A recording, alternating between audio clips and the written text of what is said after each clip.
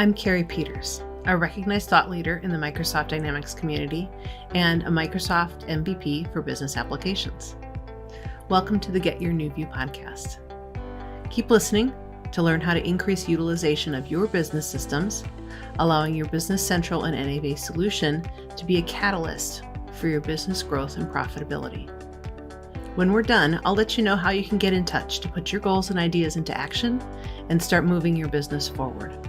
In this episode, I want to talk about why we should focus on business improvement as a priority. It's very easy for us to get wrapped up in the day-to-day, and focusing on process improvement sometimes really doesn't seem to be a priority. Getting through the day and whatever the current project is that has everybody excited is often the priority. But one of the things about business processes is that all processes tend toward disorder. So even if we have a good process a while back, today it may not be so good anymore. The pace of change is fast, and businesses change substantially in shorter and shorter periods of time.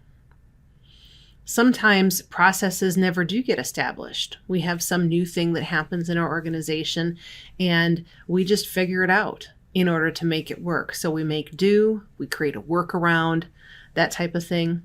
So sometimes establishing good practices and good processes never happens. The other thing that happens very frequently is we have change in staff. So we have new people who come on, we have experienced people who leave. And through the process of turnover, training, or at least proper training, doesn't always happen. If you've ever talked with your team and they've expressed some frustration that they never got good training or they never had training on something, that often happens because of the process of turnover. Not everybody in our organization was there whenever that new software was established with our company. So when you think about how processes tend toward disorder, or maybe are never established, or maybe they change in the telephone game that we play of training through staff turnover, what you'll find is that you don't know really what's happening with those different processes, that you lose touch with what's happening. Hopefully we all trust our teams to be able to handle this, but one of the things that can happen is that we don't know what we don't know until we ask. And sometimes we never ask. So one of the things that we certainly can do is ask, and even more importantly, observe what is going on. When I was a corporate controller with a couple of different companies, with their ERP software, that was something that I was very aware of, that over time, processes tended to become disorderly, that things changed, and that especially as we had new people come on or people move between departments, that things would change, and not always for the better. So one of the things that I always wanted to watch for is if people were saying those magic words of, there's got to be a better way. Or sometimes, well, I've got a workaround for that. That was an indicator of how processes had gone to a more disorderly direction. When I say we don't know what we don't know until we ask, what I'm encouraging you to do is ask, observe, find out what's happening out there, and the purpose for this is for you to find what is the low-hanging fruit. And there's a lot out there with every company. It's not just yours. So let me tell you a story of a particular customer who brought us in to review business processes. We spent a couple of days, not a very long time, and we did some training while we were there. And during the process of training, we had a lot of discussion with the staff, and everybody said everything was fine. It was okay. There were no problems. They didn't have any complaints. They were convinced that everything was already in good shape. So one of the things that we did is we sat down to observe what was happening in those different areas and with those different tasks and with each person. And what we discovered is there were a ton of manual tasks being done. These folks weren't doing anything wrong. They just didn't know that there was a better way available. We found that in their accounts payable department, almost everything was being done manually. They were using almost none of the system-related tools that would allow the system to even suggest which payments should be paid that week. A person was going in and looking through the records and calculating the due dates and selecting them manually and saying, these are the things that we think should be paid. It was a classic example of somewhere where a person was doing work that a computer should be doing. They were sending wires manually. They were pulling the data, typing it into their banking portal. It was hugely time intensive. They also had tons of approvals. And why did they have all those different approvals? Well, because they had so many mistakes because there was so much manual work being done.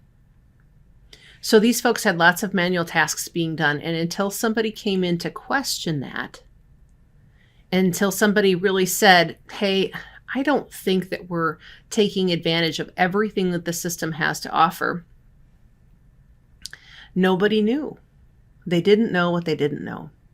So we circled back to training and retrained to specifically apply those concepts to the tasks that these folks were doing.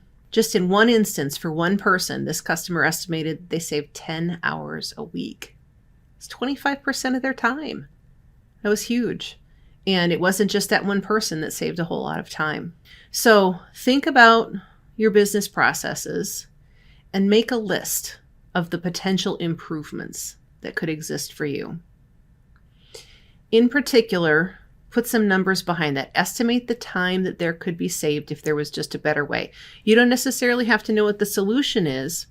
Just identify those processes where you are saying you think there just should be a better way. Identify those things where somebody says that they're using a workaround. That's definitely a red flag that there should be a better way instead of having to use a workaround. So now you have your list. You've got your list of potential improvements that you think that there could be some time saved. Even if you don't know what that time is, let's play a little game.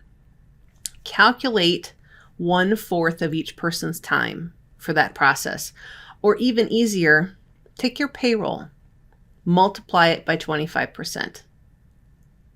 When you look at that number, if you think about one person saving 10 hours a week, which is possible if you are applying continual business improvement in your organization, if you look at that number, your payroll multiplied by 25%, is process improvement going to be a priority now? Is that a big enough number to make a difference in the profitability of your business? What could happen if you could free up 25% of your people's time because you've improved their processes? What else could you do with that time? What other things could they be working on that would make a difference? So think about those numbers and think about the impact that those improvements would have and whether this should be a priority for your business today. Next time, we're going to focus on why you should make a long-term commitment to business process improvement. I'm Carrie Peters. Thank you for tuning in to the Get Your New View podcast. For more episodes like this on YouTube, click the subscribe button and ring the bell to ensure that you get notified whenever new content comes out. If you're listening to the audio podcast, please share an honest review on Apple Podcasts. If you are ready to rethink today for tomorrow, look for the link below and contact us to speak with our expert team. You won't find the level of no-nonsense, real-world experience that we offer anywhere else, and we're here to put that experience to work for you. Do you think you could use more features of your software if you just knew how? Are you frustrated with inefficiency that never seems to get better? Did your team ever really get good training to understand how to use your business software? Do you suspect there just has to be a better way, but you don't know what that is? We believe every company can benefit from increased efficiency and higher utilization of their software, and that it's possible to have fun while learning exactly how to do that. The experts at NewView Strategies will tap into the true power of Dynamics Business Central and NAV for your company by helping you to rethink today for tomorrow. Please contact us at getyournewview.com to get started.